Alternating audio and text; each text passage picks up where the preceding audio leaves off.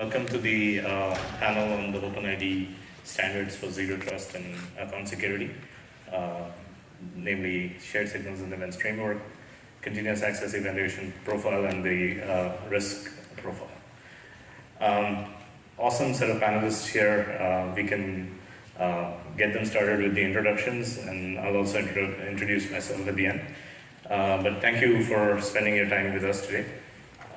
So let's get started with the panelists, and along with your introduction, I would like you to share an amusing story about identity, since we're at an identity conference, right? So let's start with Tim. Hi, my name is Tim Capali. I'm a standards architect at Microsoft, and one of the things I work on is shared signals and events. Luckily, I was working on it at my last job too, so I was able to come over and just keep working on it. I think the funniest thing that I have personally is I gained the nickname TLS Tim at my last job because I was a little aggressive at forcing people to stop using passwords at the network layer, which is even worse than in a browser. So that was what I started to get called on Twitter, and it's one of my favorite memories of my last job. So. Awesome. Next is Carl.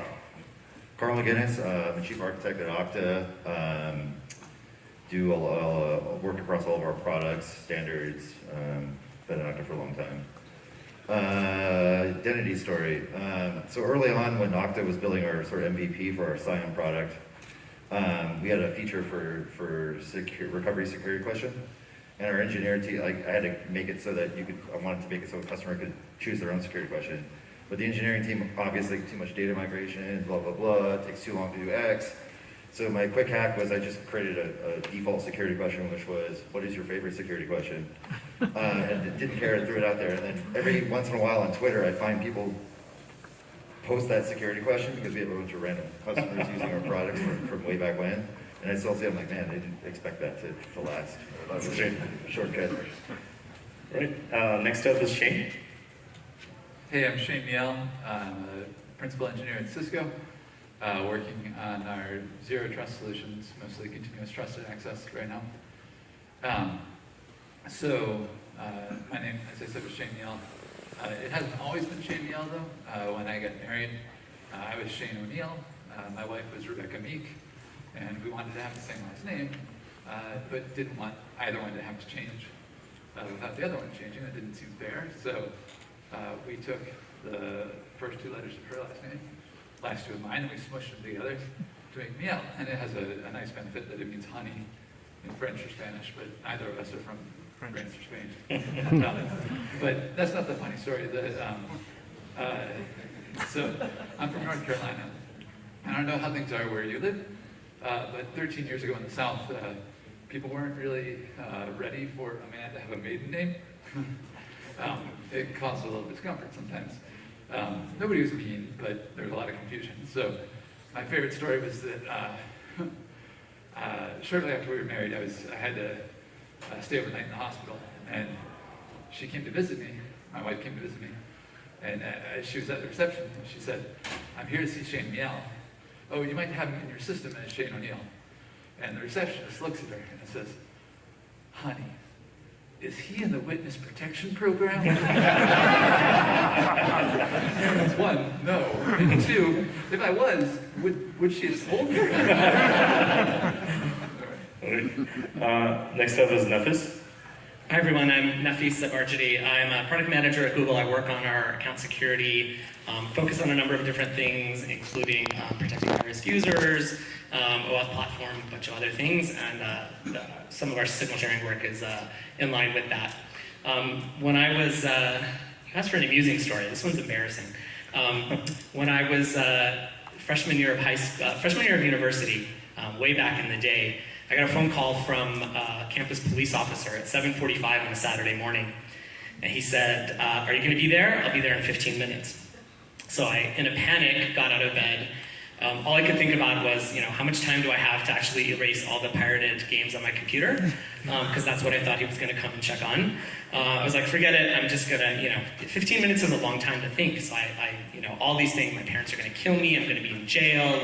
I've ruined my life. All of these things. So the police officer shows up at 8 o'clock, asks me for my campus ID. I show it to him. And he says, you have the right to remain silent, anything you say can... So I'm like, at this point, I'm dying. I'm like, this is it, it's the end. Reads me my full Miranda rights. And then he pulls out a piece of paper that has a printed email on it, and he shows it to me, and I immediately start laughing. And he's like, why are you laughing? What's so funny? And I realize that he's not actually interested in my pirated software or anything like that. He actually was showing me an email that my roommates and I had sent to a friend of ours as a prank, as a joke. And what we had done is we had spoofed the sender.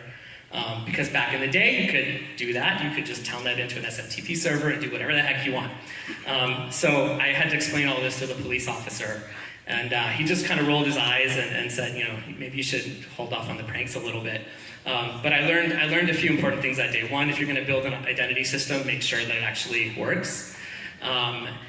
Also learned that it's really important to make sure you can explain things in layman's terms in case you have a police officer show up at your door at 8 a.m. on a Saturday morning. So, like I said, not really amusing, but more just kind of embarrassing. Plenty amusing. Yeah. Great.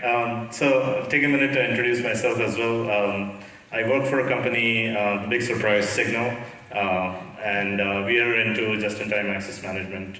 If you're curious about what that is, you can check out our booth. I have been involved in the CAEP standards right from the beginning, and even before it was a part of the OpenID Foundation. And you know, I've been working with these great guys about on all of these things. So that's my background. My amusing story is I know of a prime number that was bought for $1 billion, and so if you find that is surprising, how it worked out is I used to work for this company called VeriSign, which was a certificate authority, and their main root certificate was due to expire on December 31st, 1999. And to protect their business, they had to buy a South African company which had a root certificate, which was very in all the browsers. And so just for that root certificate, they bought that company for about $750 million. And when that acquisition was announced, and it was a stock acquisition, and when that acquisition was announced, you know, everybody loved the fact that VeriSign was not going to lose their business, and so the you know, the stock value increased and the acquisition was worth $1 billion. And so what did they buy it for was that one private key in that person's, in that company's possession, and a prime number, you know, private key is nothing but a prime number. So somebody bought a prime number for $1 billion. All right, so let's get started. I have a bunch of questions. I think what I'll try to do is ask one of you a question, but everybody feel free to respond. So just before we get into that, how many of you are familiar with RISC?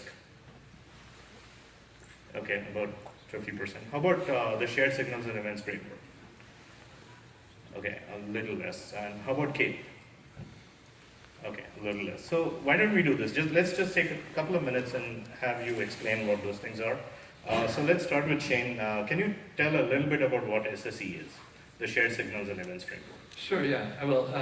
Although first I should say that I can't say it as well as I can write it, so I'd encourage you all to go to sharedsignals.guide, a website that my colleagues and I put up to help explain all of this in great detail. From the high level concepts, the shared signals and events is a way of communicating information between vendors or between maybe products within a single organization, communicating different security events. So you have a subject that you're communicating about, some event that has happened. There's a transmitter, the person that, or the entity that is sending it, and a receiver has signed up to receive it, and a stream over which those events are being sent. The transmitter agrees to host a number of endpoints that primarily a well-known endpoint that explains to the receiver where to get all of this information. And then the receiver contacts the transmitter and says, okay, I would like to set up a stream here, subscribes to these particular subjects, these particular event types, and then listens for those events to come in, either by polling or by asking that they be pushed to a specific spot. There are currently 2 types of events that can be sent, the ones in the RISC event framework, or the RISC events and the CAEP events. They're not limited to that. I expect that there will be more coming down the road, and you can create your own. The RISC ones are more about account management things like account created, account deleted, credentials compromised. The CAEP ones are more about session management. So, a session has been revoked or the device compliance has changed, those kinds of things. Is that about what you're looking for there? That sounds awesome. Okay, wonderful. You want to add? I say if there's developers in the room, it's basically what happens when identity people try to build webhooks. This is what it ends up looking like. Yeah. Anything you'd like to add about RISC or CAEP? Tim, Nefis? Yeah, I was just gonna say, in terms of evolution, right? I think a quick 30-second history, right? So everything was RISC back in the day, right? Everything was about, big account compromise, right? A Google account and a Microsoft account that used the common identifier, a Gmail account, let's say, or a Gmail email address used to create a Microsoft Live account, right? There were big account takeover type scenarios. That's what RISC was, and that kind of it was being used actually at large scale, but it kind of stalled out at draft. When the CAEP use cases, the zero trust use cases came, that's where we kind of revisited. We started as a very small group. A tool kind of grabbed a few folks in the industry. We started meeting ad hoc. We thought OpenID Foundation would be the great place for this. They adopted us, we literally adopted as a working group. And then we decided, maybe we need a more generic webhook framework for security events. That became SSE as the parent, and then the 2 RISC and CAEP event types. You can really just think of those as dictionaries. I think a lot of times the terminology gets confused, but they're registries of events that have a specific meaning. SSE is really where the meat of the spec is. That's the big long one that carries transport, authorization, stream, all the stuff that Shane mentioned. So you can technically use CAEP and RISC events independent of SSE, but really to get the interoperability, you want to carry RISC and CAEP events inside the SSE framework.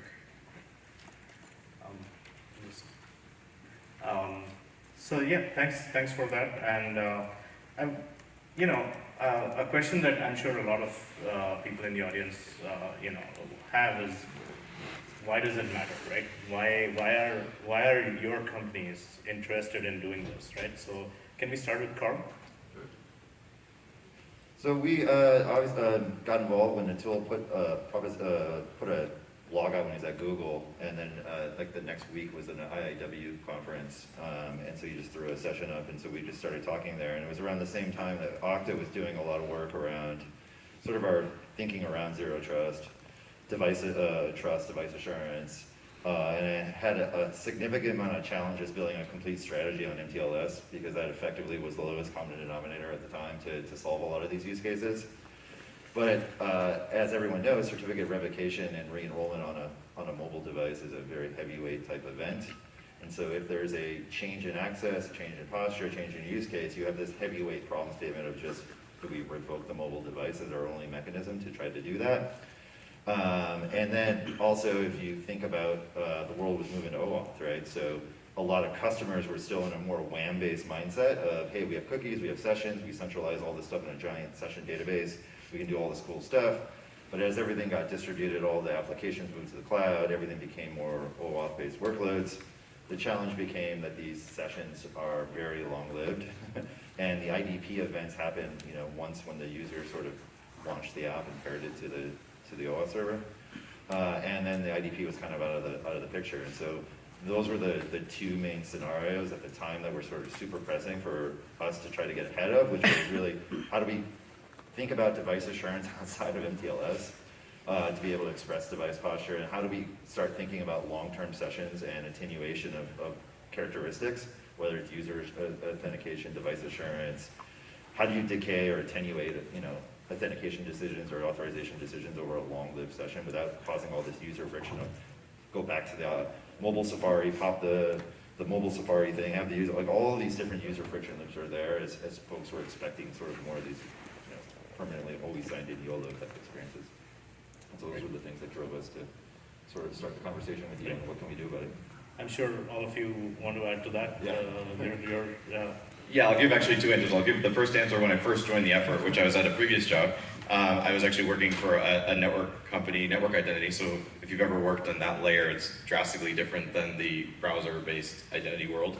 And this was an amazing opportunity for us to actually bridge the gap between the identifiers and protocols that are used on the network side, which tend to be old. Not that some of the other stuff isn't old, but just not well understood in the industry, and have a translation layer to actually bind it to, let's say, the browser session, right? So that was kind of where I first joined the discussion. And then when I came to Microsoft, Microsoft had a real need, if you're familiar with conditional access and kind of the policy plane being in Azure AD, for example, we really had a need to be able to convey that the session has been revoked and you should send the user or device back to the IDP, right? That was super important. That's how we're able to do things like extend token lifetimes, right? We don't, if you're, we issue literally upwards of 20 to 30 billion access tokens a day, right? And to drop those down to an hour or 30 minutes, it's just not possible from a scale standpoint. It is, it's just very expensive, I should clarify that.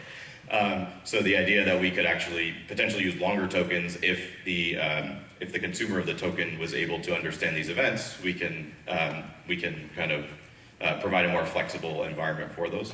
And the other piece that came as part of the work that we actually adapted as part of moving to the SSE framework was being able to convey subjects in a dynamic way, right? Like not everyone stores the session ID or the subject claim from a token. Being able to say, I actually want to revoke only the session for the user on this device, not all of the user sessions, was super valuable. So we have this idea of a compound subject where I could say, this user on this device and this session ID, right? You can be as specific as you want. You could be as high level as tenant. You could be as specific as a session, right? So that layering and compounding of describing a subject was super important for us. At Cisco, we're building our continuous trusted access solution. So we recognize that there are many security vendors in the security space. Every one of you works at some company that has a great security solution. And our customers want to be able to hook all of those things together and use them in concert. So continuous trusted access, the idea is that we'll be able to receive signals from many of Cisco's products and many of the other security products in the world, and then send out enforcement, run it through policy, and then send out enforcement signals to either to other companies that can do enforcement or to the tools at Cisco that can do that kind of enforcement.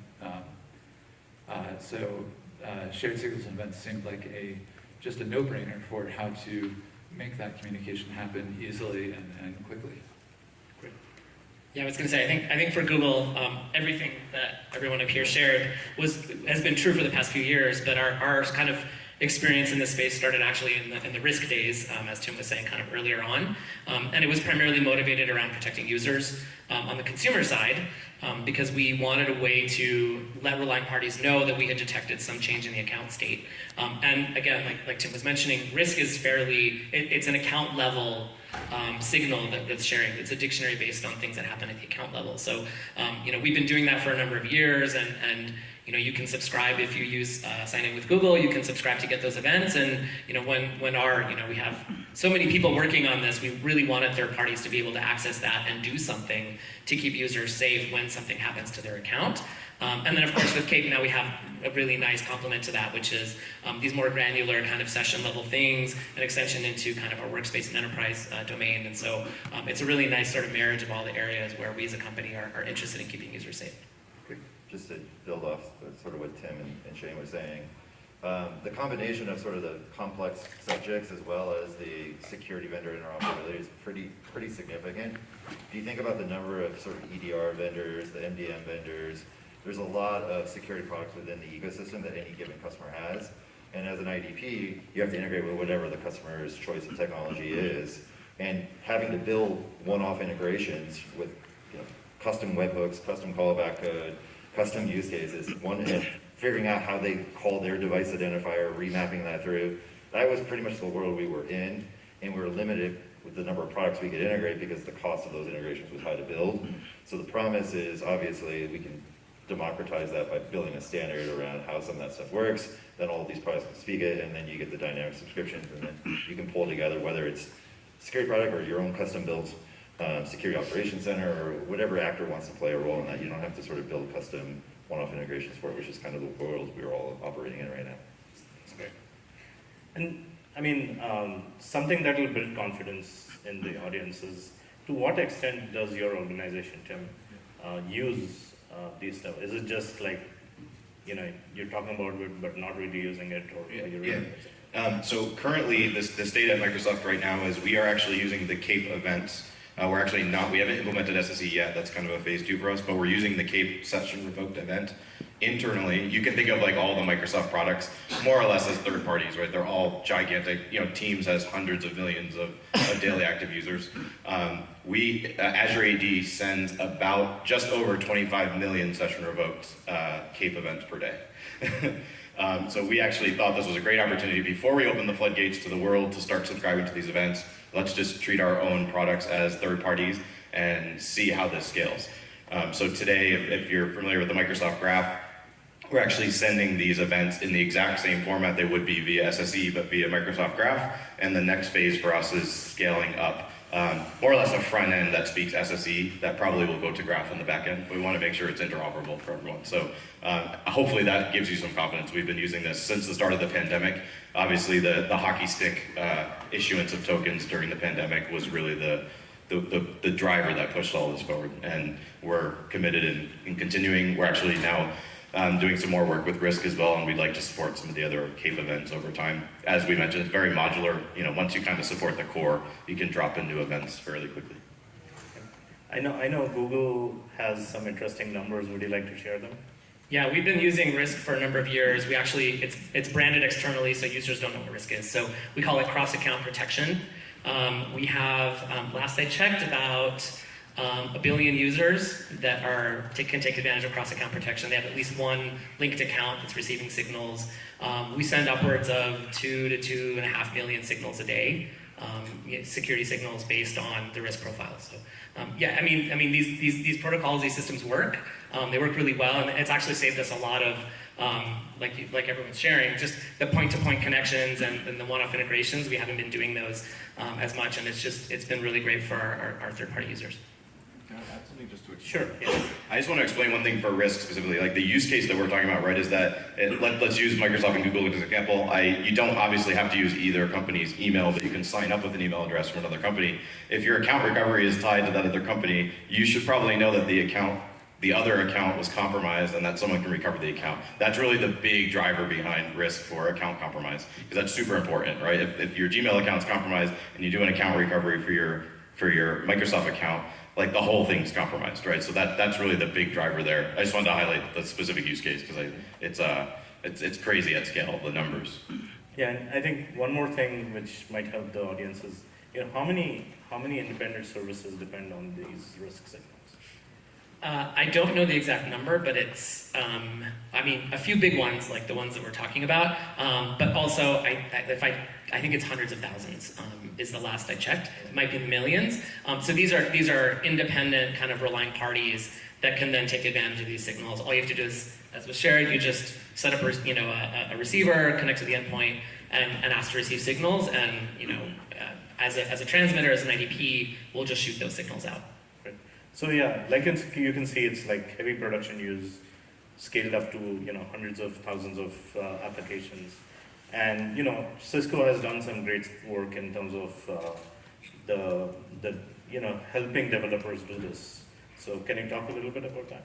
Sure, yeah. I mentioned earlier, sharedsignals.guide is a website that we created to help explain how to do this. And we did that because we were putting together some proofs of concept of our continuous trusted access solution and working with some third parties like Box.com and VeraClouds and WebEx, who is within Cisco but was sort of, we treated them like a third party because like Tim was saying, these Nobody likes the collaboration apps. No, that is not at all what I was saying. No, because they're big tools that have big teams within them. So we built the site to help teach people how to use this, and then we also built an open source repository that has a receiver and transmitter that you can spin up with Docker easily to start to play with yourself. Great. So, Carl, so if all this is great, you know, the big companies are wholly into this, you've got great tools from Cisco, what are the barriers to entry? Why aren't more people adopting this? Well, so I think one of the challenges is going to be is from a prioritization perspective. So if I'm going to put a service provider hat on here, so I'm a PM at a large SaaS co. I have a large backlog of security requirements or things that can help customers' requirements to implement. If you think about SSO adoption, why it was pretty successful was it was directly aligned value props to the business model of SaaS, which was how do I drive usage of my SaaS faster? Well, I'm going to integrate to the IDP. I get license usage, higher mile counts. That is an easy no-brainer for a product manager to say, let's go implement SSO. You can even charge users. So the challenge as we move up the stack, when you get basic concern, okay, you got your SSO, you got your SCIM provisioning, you probably already have a proprietary webhooks implementation on your platform for your developer community, because again, SSE is sort of webhooks for the identity domain, but you also have generic identity or generic webhooks just for your application platforms. So then the question is going to be is like, why do I need to prioritize this on my roadmap? What outcome is that going to drive for my customer? Why should that be something I need to put in this quarter versus punt down the road until it's something that's demanded? So that's the challenge, I think, when you think about this scaling across hundreds of thousands of SaaS apps. The long tail is going to be, I think, a pretty long tail. So I think there's work there to try to articulate that value proposition and help educate folks like yourselves to then go to your vendors, try to articulate the need for these use cases. And I think as we move from sort of the traditional shared responsibility model of security where, hey, I have a bunch of controls, you figure it out, customer, here's a bunch of webhooks, you can glue stuff together, rock on, to more of the shared fate model where SaaS vendors are looking more about how do I actually make this stuff work securely by default, how do I reduce the configuration complexities. I think some of this value prop will start shining much, much higher than where sort of the shared responsibility models are today of just sort of go read our docs and figure out how to subscribe to events. Yeah, and one thing, unfortunately, I should have put it in the deck, but we've been toying with this visual of a stack, right, of identity protocols, in many of which are in the OpenID Foundation. We've had SAML and Connect for a long time. They're widely deployed. SCIM is actually fairly widely deployed, but it's going through a recharter to actually add some new features. And this other thing called FastFed to actually set up these relationships, that's gaining a lot of steam, right? So if we start on the left, we have FastFed to set up all these relationships. Then you have SCIM to provision users and groups and devices. Then you have Connect and SAML to sign in. The last missing piece, if we were to look at this as a circle, is the session management, which is SSE, right? So if we can get to a point where we can have like true reference implementations of this entire stack, even to a point where maybe it's like one modular SDK, I think that's where we start to get to mass adoption because there's faith in this becoming a full circle continuous stack of protocols. I also think there's a lot of work to be done on open source and SDKs, a lot of middleware. Every web framework, if you think Java Spring, .NET, there's no middleware for all this stuff, right, for session management. Everyone's got to go figure out how to integrate it. Most people's sessions, whether it's Redis or whatever, like there's just a lot of tooling that's got to get built, I think, to scale this thing to tackle the problem, which is still work to be done. Yeah, I mean, RISC has some capabilities in the Firebase SDK. I think if you use Firebase, you automatically get, and you see the results, right? Hundreds of thousands of services using RISC. So I think you're right. You need more of that. Just by default, having the CAEP or the RISC capability. Yeah, one more thing that's happening right now. If you haven't been following, there's a lot that's changing in the browser, right? The browsers are starting to clamp down on privacy. The interesting thing about SSE is it actually could serve as a very good way of handling logout, but it's a lot to ask a developer to implement just for logout, right? Like there's other ways of doing it, OpenID Connect backchannel logout, for example. But if we look at it in a higher view, right, if you can use it for things like session revoke, not just at the service level, not just the browser level, we start to be able to have a more valuable story to tell, and there's more drive to invest in implementing it, because it's not just for one use case, it's actually for, once you implement that core SSE piece, again, it's just literally dropping these JSON objects and parsing them, right? It's super easy to start getting there. So we've been toying with like, is SSE with a new CAEP event for literally browser session logout a feasible solution? And we think it is, as long as we can kind of wrap it into this larger story. Yep. So one thing I'm curious about, especially as it comes to RISC, like you're seeing new technologies like web. He's already given the mic to Nafis. Yeah, so you're seeing new technologies like WebAuthn come up, and MFA, passwordless. How does, is RISC still relevant? Is the problem solved, and do you still need it? Yeah, I think Tim maybe even partially like foresaw this question coming, but these are all of these technologies. Again, if you think about the complete life cycle of how we think about users and their journey kind of across identity, there's always sort of this question of like, how do we pass around information after an authentication or authorization moment? How do we make sure that kind of back channel is open? I think these are, so I don't think these things that we're talking about, a world with passkeys still requires some of these abilities to like surgically do things to particular sessions, or to think about device, certification, or assurances, all the different assertions we need across where a user is and what they're doing. So I don't anticipate that these things are going away. In fact, they actually probably take on an even greater relevance, because now we have all these other really interesting things that we know and can vouch for a user. Those are things that actually help the various players in the ecosystem. They want to know those things, and not necessarily right at that moment. They want to know when changes happen. They want to know when there's upgrades and downgrades. So these are all the things that, again, the framework as a whole handles, but then CAEP and RISC handle certain specific elements of it, either at the session or account level. It's such a good point, the fact that there's so much to do after that moment of authentication, right? We think a lot at Duo and at Cisco about balancing low friction and high security. And the way the internet as a whole has tried to balance that is with this idea of sessions. We give a cookie and you stick it in your browser, and then you can log in for a little while without having to re-authenticate. That's it. And then the way that we make that safe is we say, okay, that times out after a while. That's a terrible, terrible solution, because it doesn't actually solve any of the threats that are there for cookie theft or device theft or anything like that.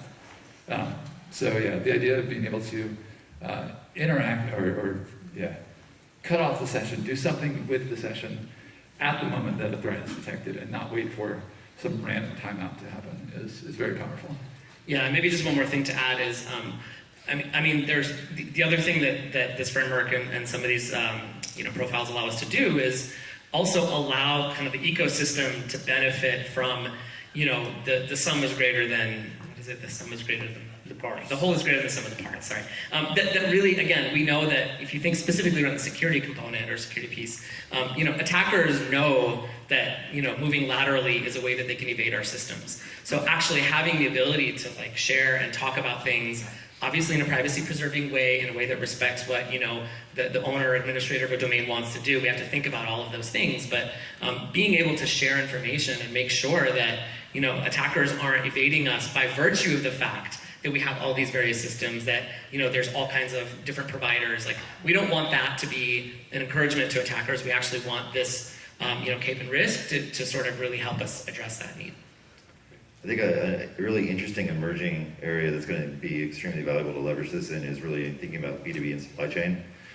So a lot of the security technologies are a single sort of autonomous domain, right? So your MDM, you can attest to that in your IDP, but as you start federating with all your supply chain and thinking about it, testing and understanding some changes in your supply chain security models, we don't really have those capabilities today to really deploy it.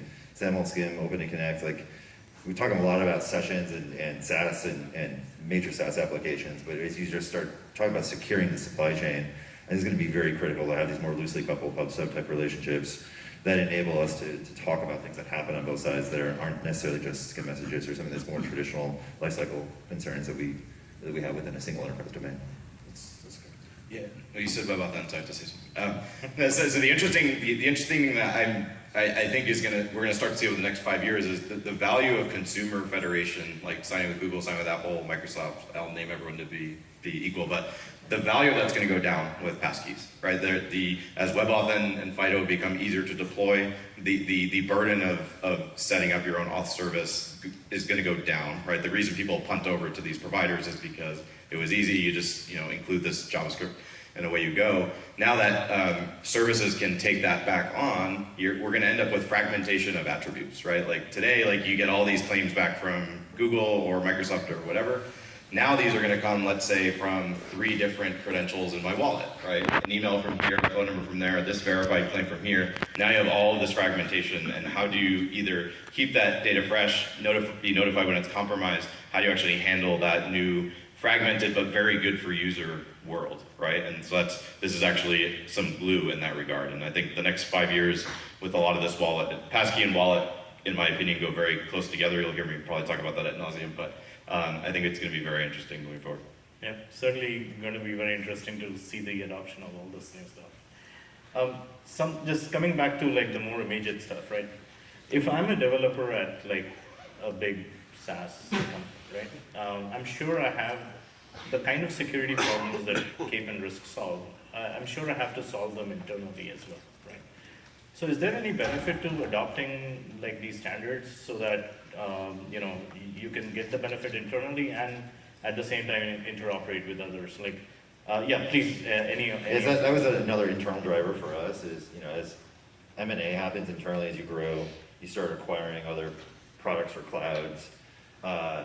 You don't want to have multiple IDPs in your SaaS. It creates a bad customer experience. You try to want to, your accounts.google.com experience for all your different SaaS applications, right? But as you integrate, acquire, enable self-service of teams to build microservices, having a internal standard that is already, technologies that developers are already familiar with, like JOTS, can be using Amazon primitives or Azure primitives or GCP primitives for the message queues and things like that, makes it a very easy way to talk about how to evolve your architecture, integrate new acquisitions, because you have some of these concerns patterned out, and it becomes much easier to sort of think about decoupling that session level authentication authorization concerns.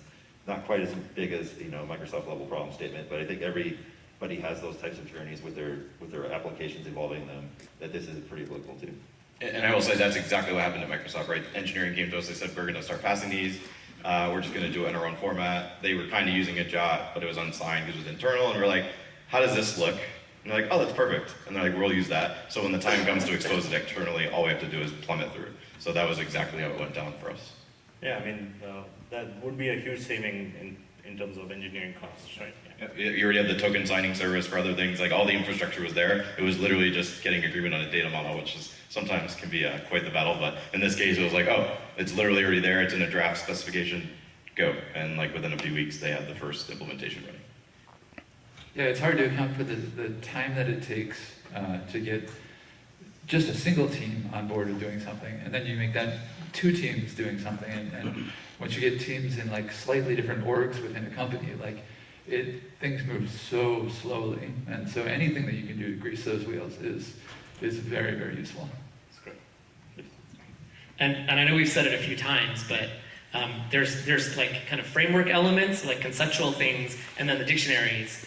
So even if you're not using CAEP or RISC, like just thinking about the principles that go into how these signals are shared, and again the signing concepts and what a JOT is and how you actually pass things around. Like again, that for us has been really helpful, and we've been able to use kind of the infrastructure for other things that are not security event related at all. But it's just a quick ramp up. Like it's again weeks rather than months or years. Great.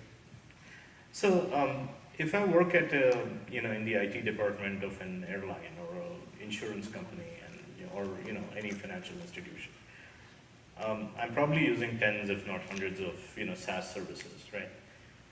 Why should I tell my SaaS provider that you got to do some of this stuff, right? What are the top 1 or 2 things that come to your mind?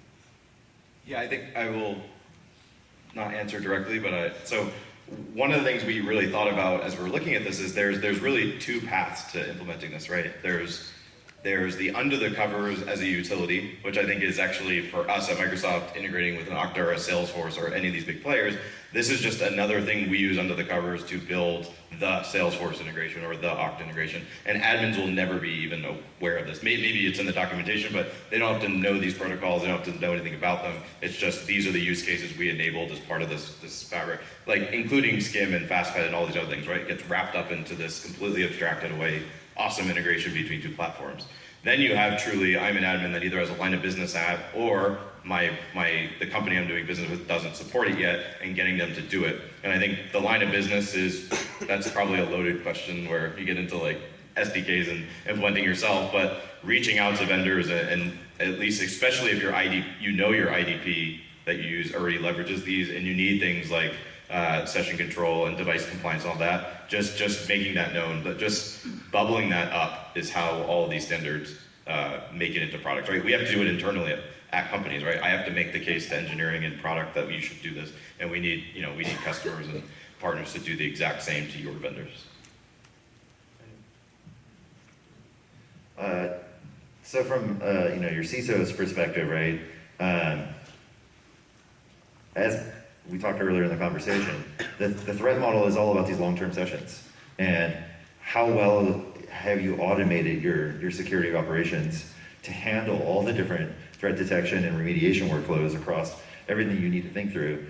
And a lot of the applications today don't even have APIs to do. I mean, if they do, it's the coarse grain, nuke all, kill everything, and go back to rebooting everything from the ground up, which causes a much more manual based, instead of automating the remediation. If it's the nuclear option, there's much more of a, well, let's make sure we're really sure before we press the button.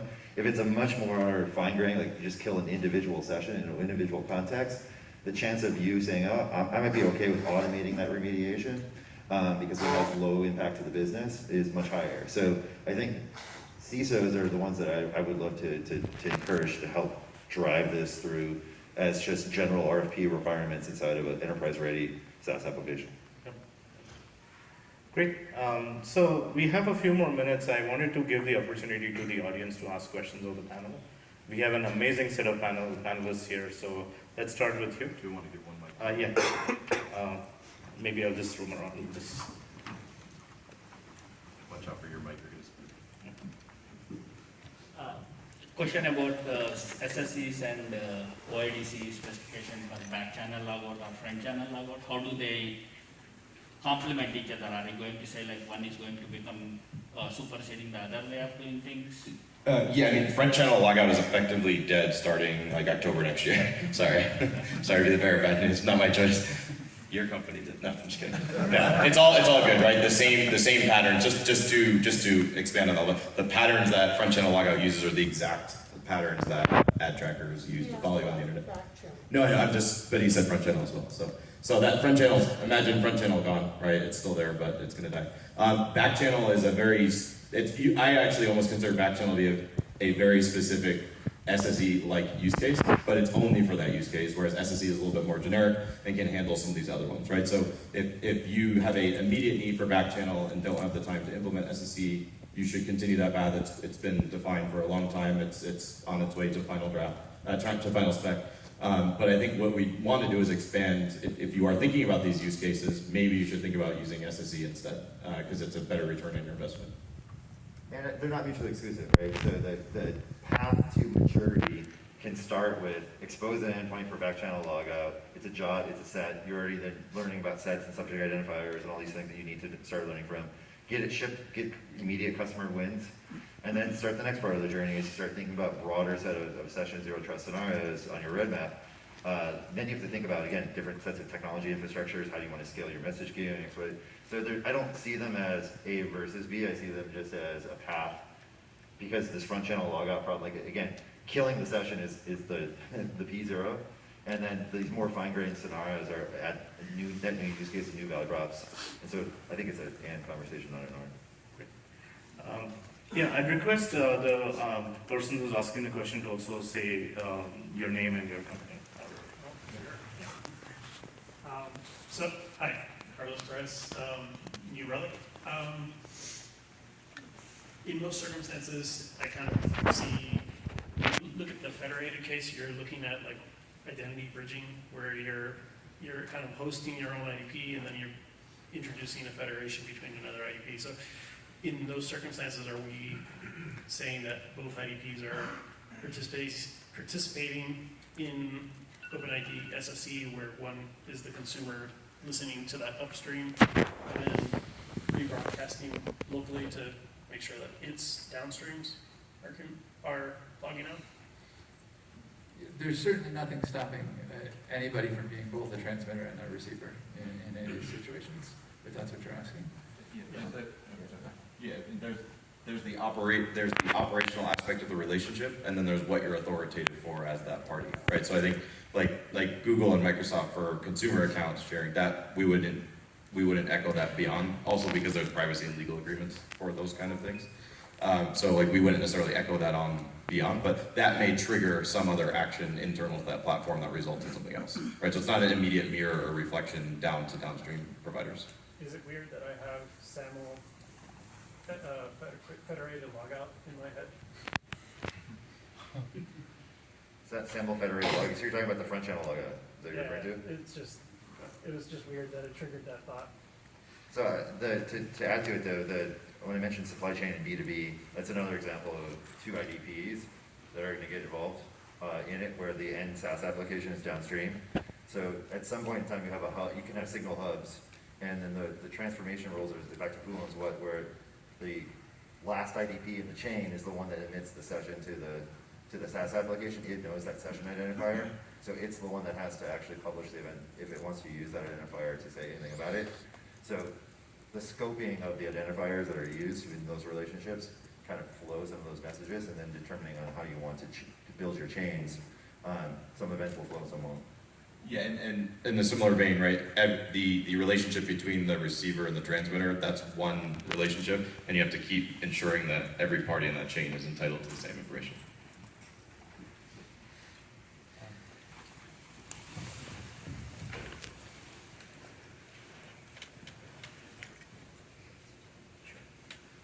Hi, my name is Barry, I'm from Radium.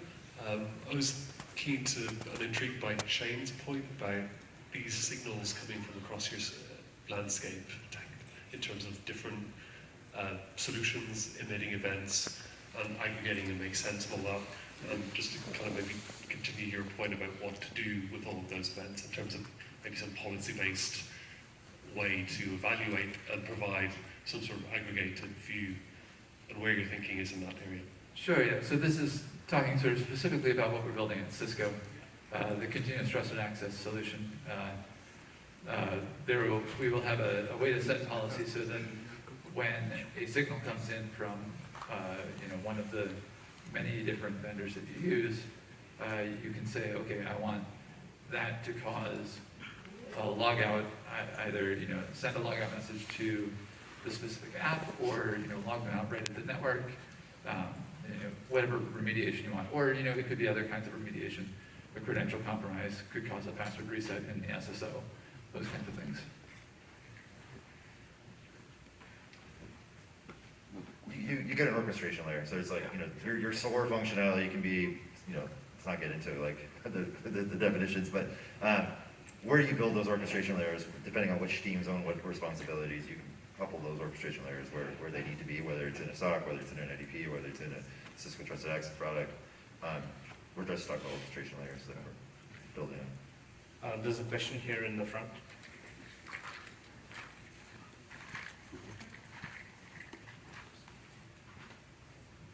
Trent Hampton, AT&T.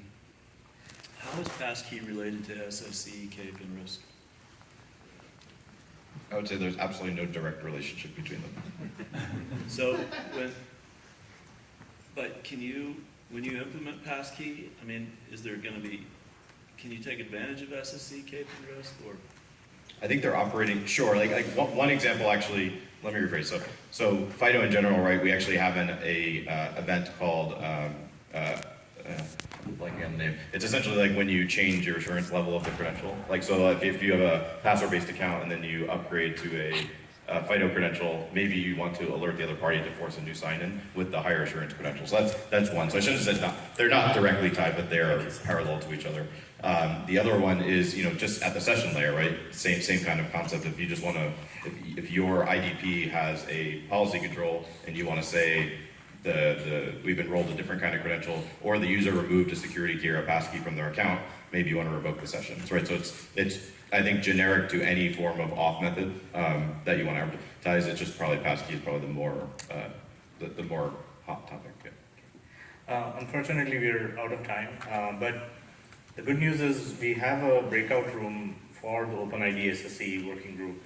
It's Summit 3, it's just one hallway across, and some of the panelists, I know I'm going to be there, some of the panelists will be there. You can ask in-depth questions, and talk about implementations and stuff.